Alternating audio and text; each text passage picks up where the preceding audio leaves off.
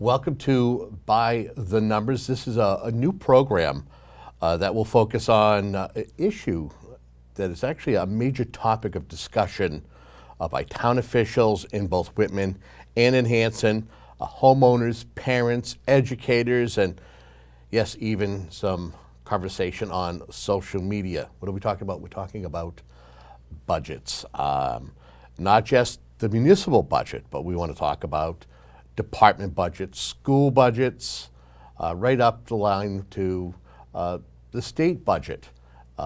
As we know, right around the corner, we will have the governor's budget, and then, of course, the Massachusetts legislators will put together versions before it is signed into law. Now, the idea of the program is to sit down and have conversations with folks who are stakeholders in both of the communities that we serve, and get their thoughts and their concerns on this particular issue. We know that the town of Whitman especially is looking at a deficit. That's what the conversation is. Now, our guest today is a gentleman who is a well-known Whitman resident. He's owned a business in town, served on the finance committee, and is actively advocating for officials to devise a long-term strategy for the town's long-term financial success. We have Mr. Shawn Kain.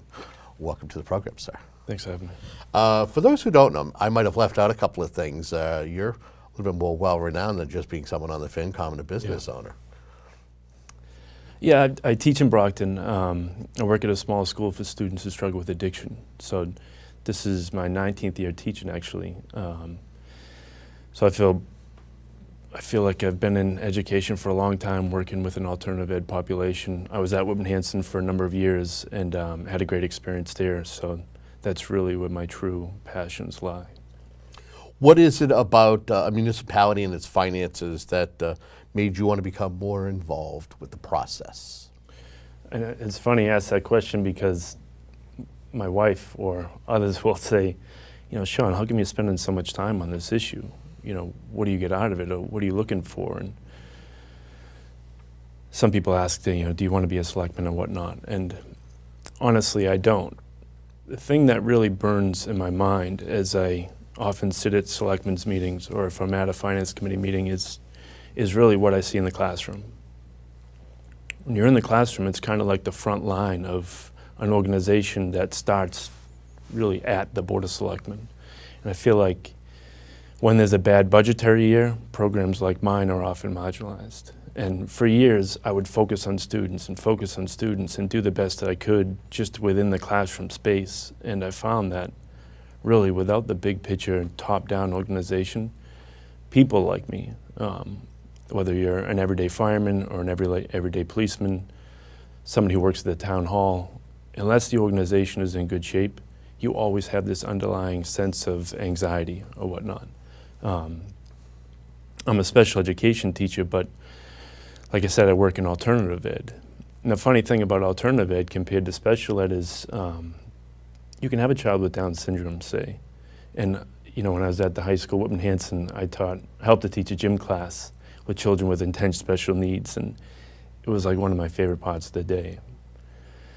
You can have a child with Down syndrome, or you can have a class, and many of those parents could be doctors or lawyers, and if their child needs services, they can advocate for those services in a very professional and supportive way.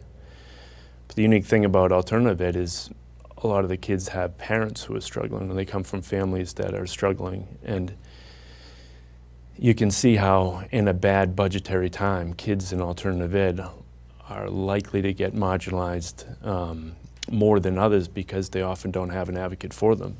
And in many ways, that's how I see my role. Somebody who advocates for kids who are at risk. That's why I'm sitting in a selectmen's meeting or a finance committee meeting.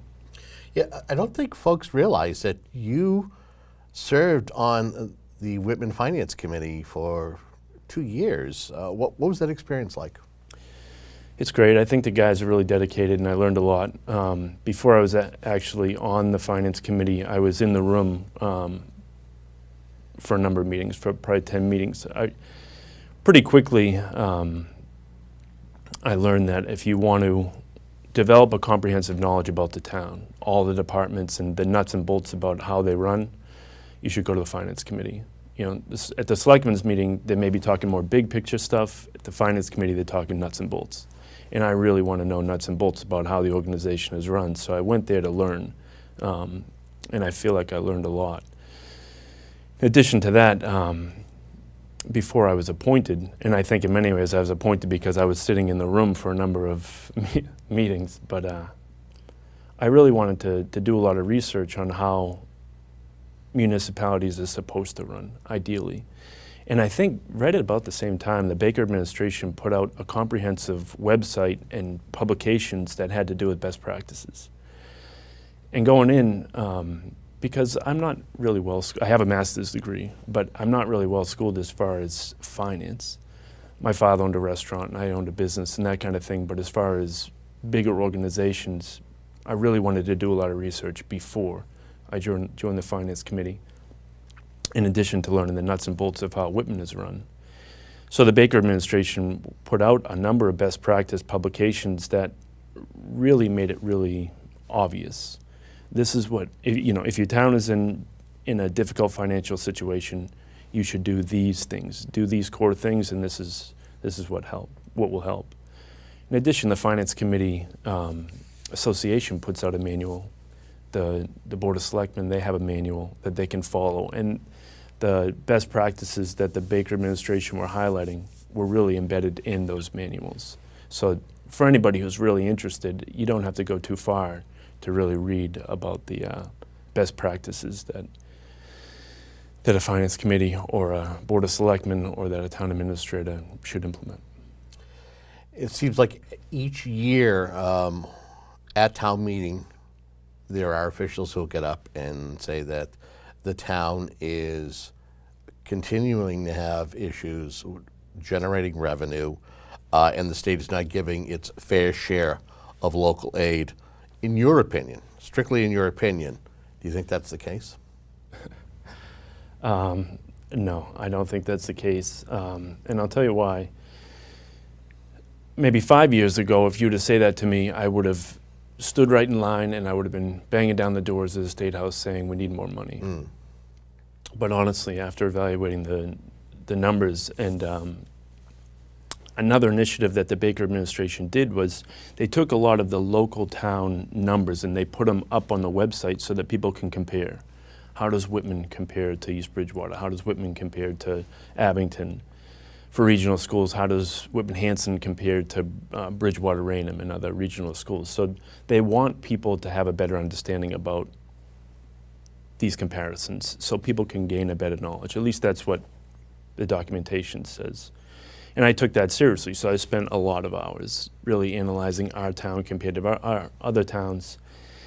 And it seems to me that our region makes a lot of money from the state.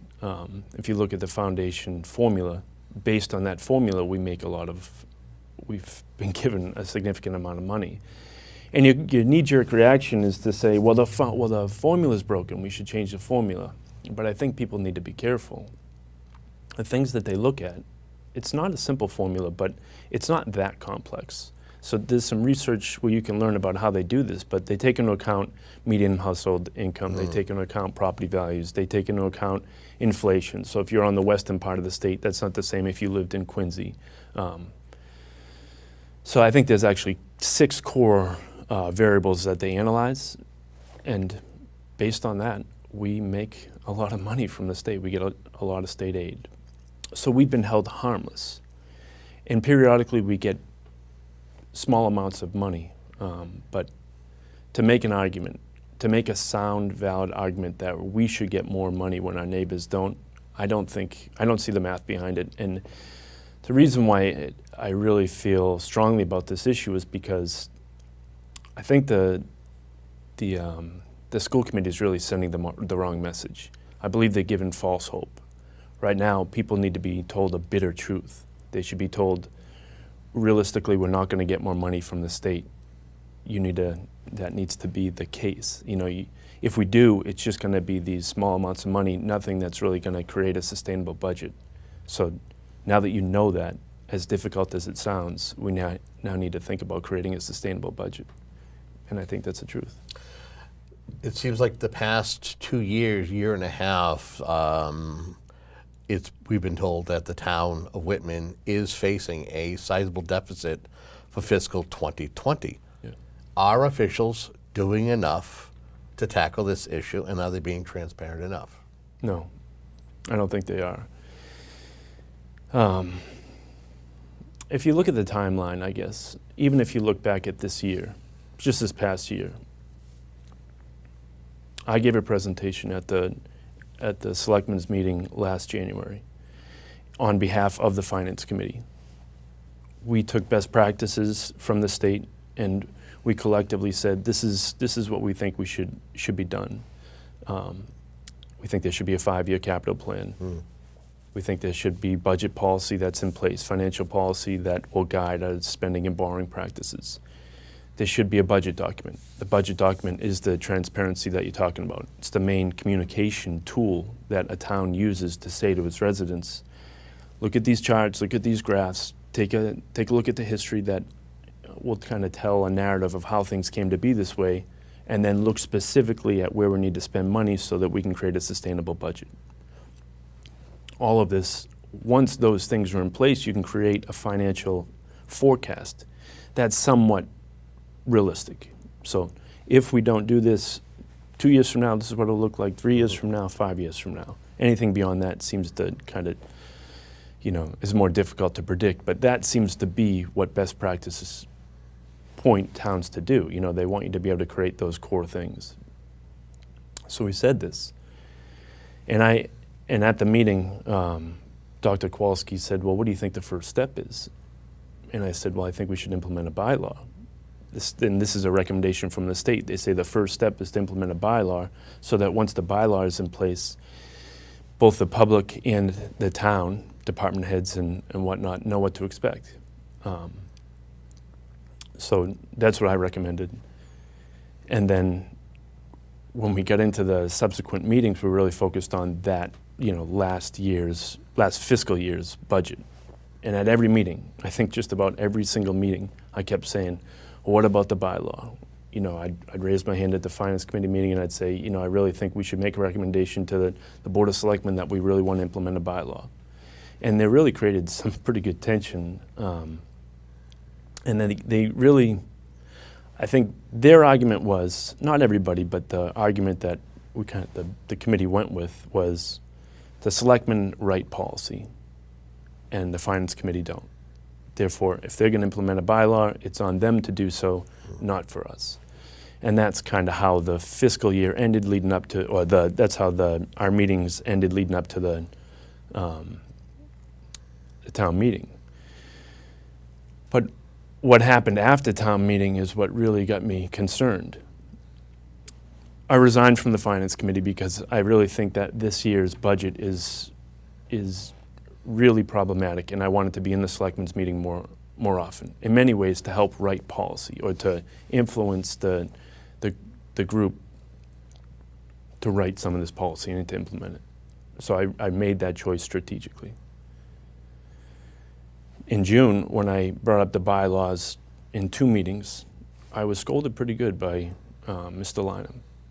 He said, I think he said that the reason why he doesn't support a 5-year capital plan and the bylaw for it is because he really thinks that there's not enough revenue to support it or to drive it or whatnot. I can't remember his exact wordings or the exact words that he used.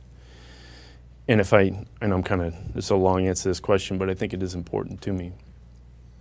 At the meeting, when I think about that, do we have enough money to support a capital plan?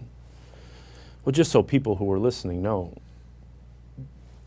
consistently the last 5 or 6 years, we've certified over $1 million for free cash. So like the last 3 or 4 years, it's been like $1.2 million. In addition, the fire department makes about $800,000 or $900,000 out of their ambulance fund. Yep. So collectively, that's about $2 million. And a big portion of that money is used to fund capital.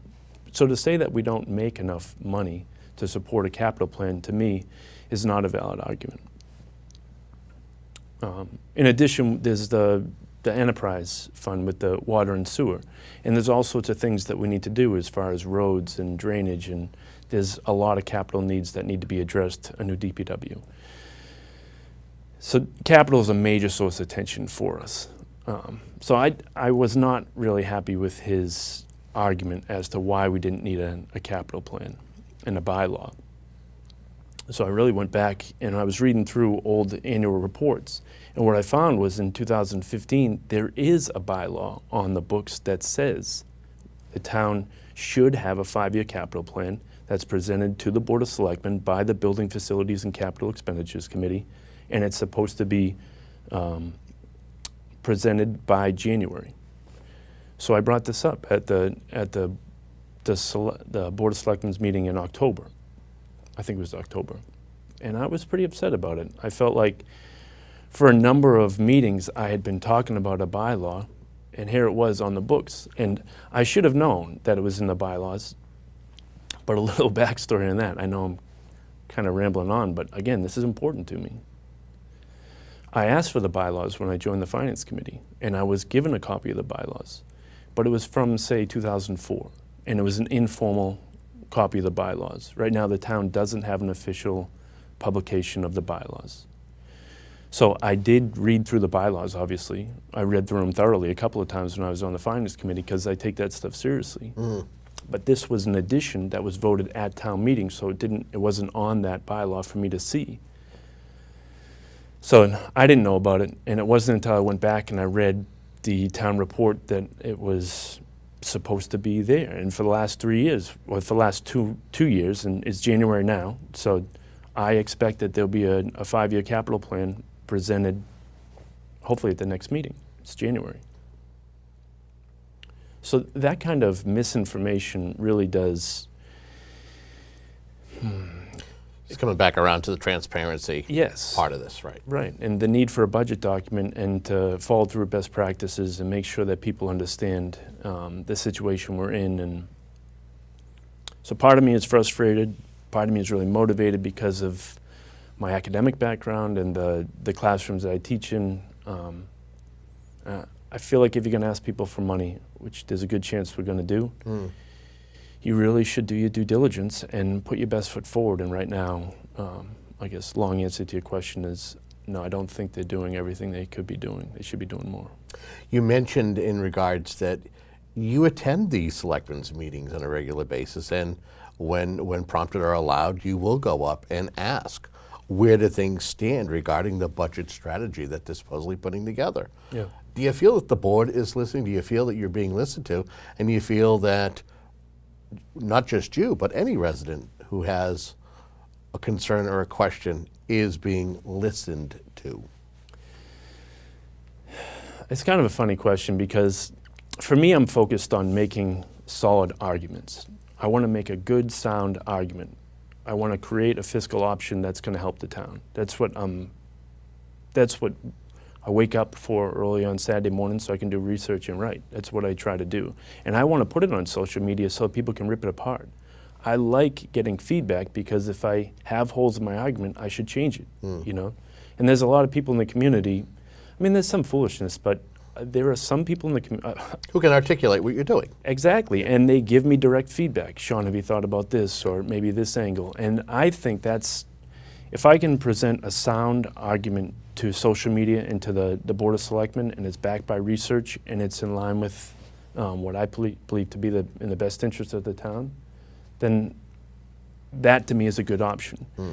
But without speculating too much, I think if you are a sitting selectman, it can be difficult to make some of those suggestions because there's an old practice about how those things run, and a number of those guys have been sitting on the board for a number of years, and they kind of have their way about things. So it may be not so much about am I being heard, but do they either have the capacity or the desire to change? And I'm not convinced that they do.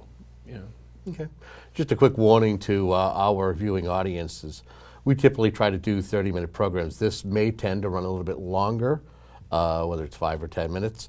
But the idea is to be able to allow our guests for this particular program to give thorough answers, just as Mr. Kain did. And in your last answer kind of leads me into my very next question. It's a nice little segue, and that is, does this town have the type of leadership to get past this potential budget crisis?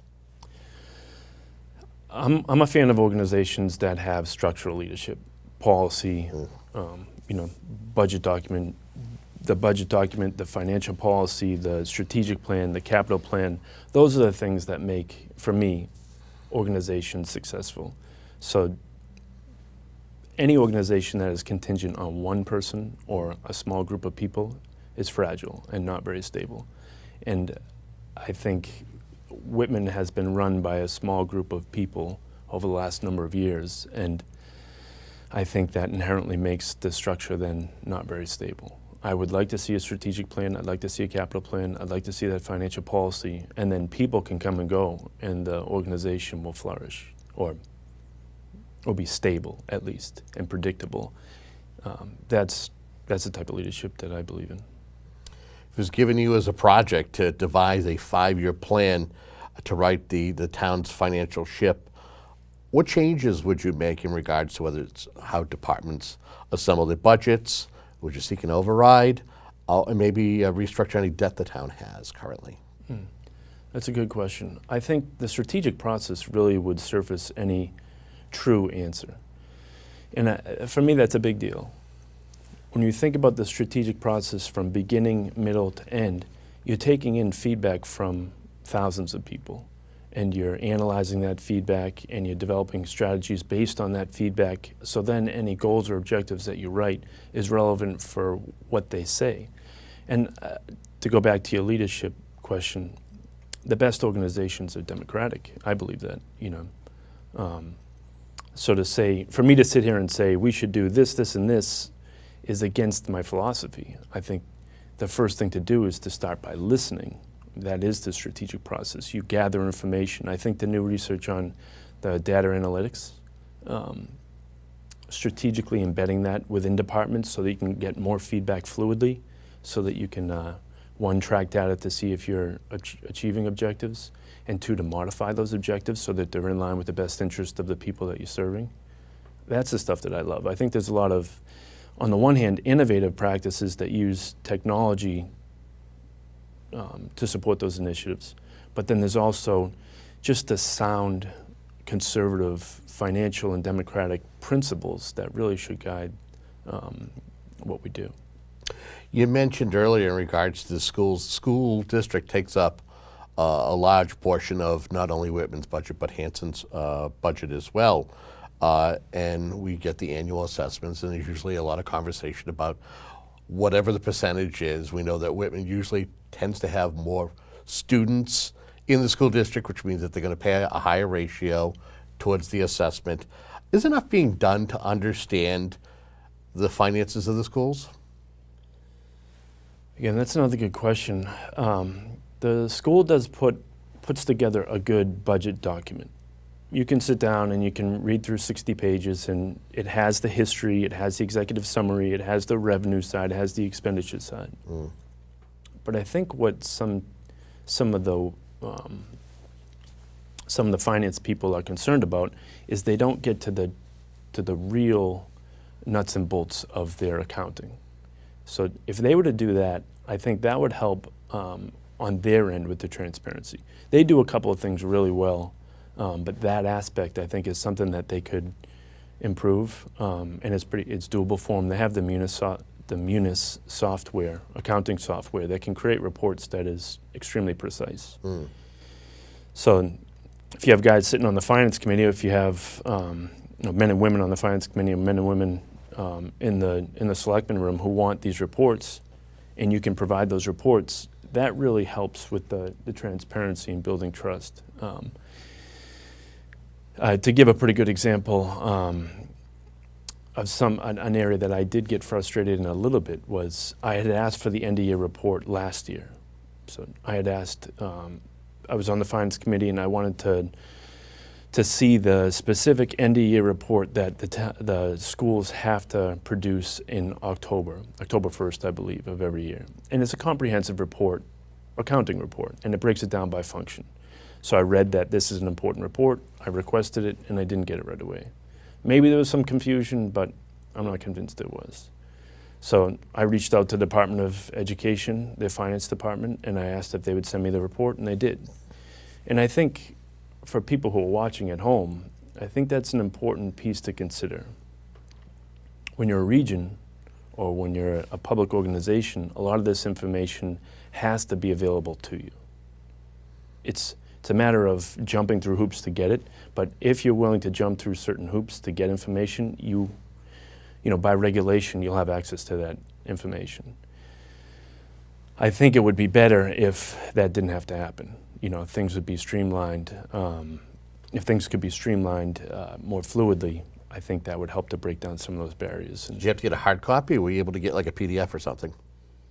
It was like a It's like Google redacted doc. and stuff. I mean, was it a good file, or?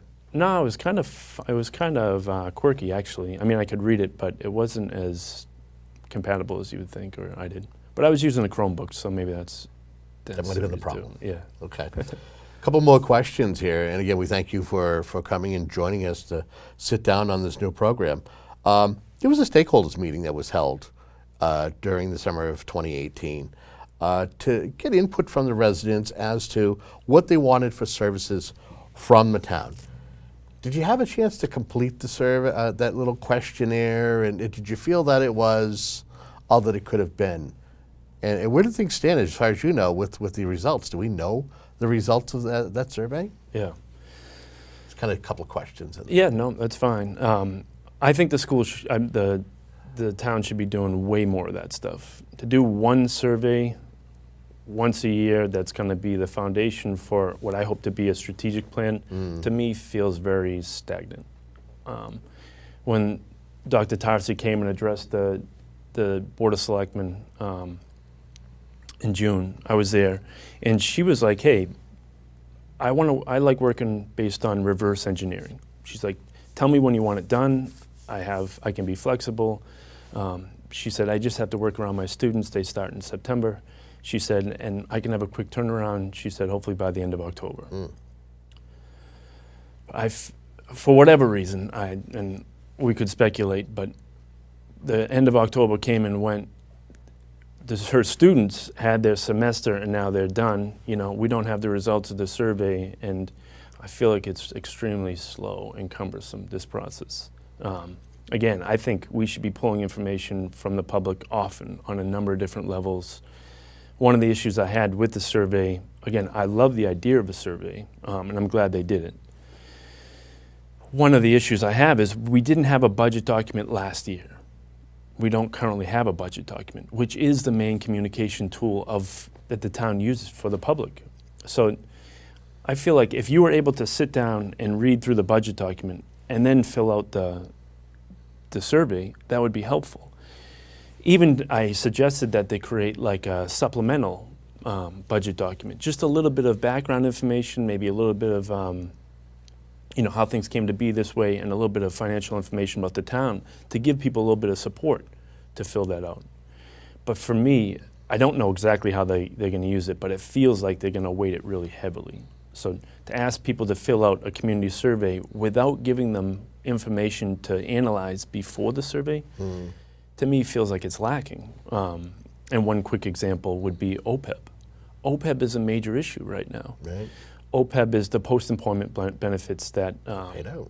it needs to be paid out. Right. So the state has made it clear that this is a major liability. They want local municipalities to create a plan to fund these major liabilities. So this is something, if you're on the finance committee, you hear about, or if you're in the selectmen's meeting, every so often you hear about. But unless you're really paying attention, you don't know much about OPEB, which is understandable. So then to fill out a survey, to talk about priority as far as money and stuff, and not to have anything about something like that in there, to me feels like it's just not very complete. So I'm glad they're doing it. I wish they'd do a whole lot more, and I wish the budget document was available to support those efforts. One of my last two questions to you, again, you mentioned about some of your doing some of your research, you're putting out your comments on social media, just so you can gauge where the public is, what they think. What are they saying about the situation in regards to the town's budget? Do you get an authentic feel that folks have concerns and have shared those concerns, or do you feel that folks are more Monday morning quarterbacking it? No, I feel like people are generally concerned, but they're not exactly sure what to do. And I very much feel that way. I'm trying to do things. I'm trying to go to a finance committee. I'm trying to write like a budget update. I'm trying to sit at the selectmen's meeting. But even that, I'm really trying hard. If the average person has obviously all the things that we have to do with kids and work and stuff, it's difficult for them, I think. The feedback I'm getting is, how do we process all this information? What is the solution? How are we going to get out of this? And what can I realistically do besides show up at town meeting and vote? It seems like people are just frustrated, and that's a big part of my frustration is there are people who want to help who don't know exactly how to help, and it's not a good feeling, Well, we're hoping that a program like this will help give answers, or at least give folks somewhat of a direction as to how they can get involved and mobilized. Is there anything I haven't asked you during this conversation, but you feel it's important that you at least be able to share your thoughts or insight on the budget process at hand and what's going on? No, not in particular. I feel like best practices is something that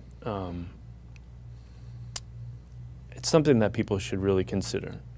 If you're watching a selectmen's meeting, or if you're at the finance committee meeting and you feel like it just doesn't sit well with me as far as what best practices would be, I encourage them to say something. I know it's intimidating to stand up at a meeting, and oftentimes you don't get the best feedback from either the guys who are on the board or from other people like on social media, but I feel like taking action is healthy. I think it's beneficial for the community. I think that's what we're supposed to do. I think I'd be really happy if more people were at these meetings.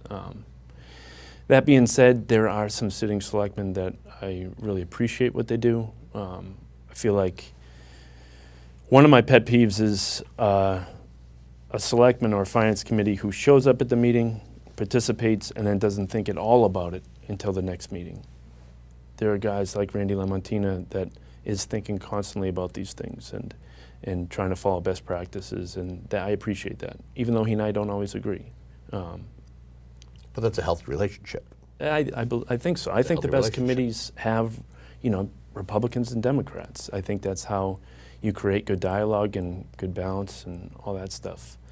I just don't like people who aren't dedicated by doing a lot of work to the process, because we're in a real tough bind, and I'm really worried that a lot of good people, a lot of good kids, a lot of good citizens are going to be hurt by this process.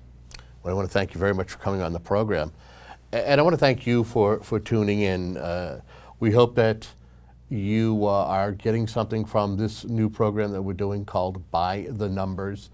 If you have any input, you've watched these programs, and you want to share your thoughts, info@whca.tv is the best way to do that, as we will bring more guests to discuss this particular issue that not only Whitman is dealing with, not only Hanson, but there are a lot of communities here in the South Shore and around the Commonwealth that are dealing with it. Until next time, have a good day.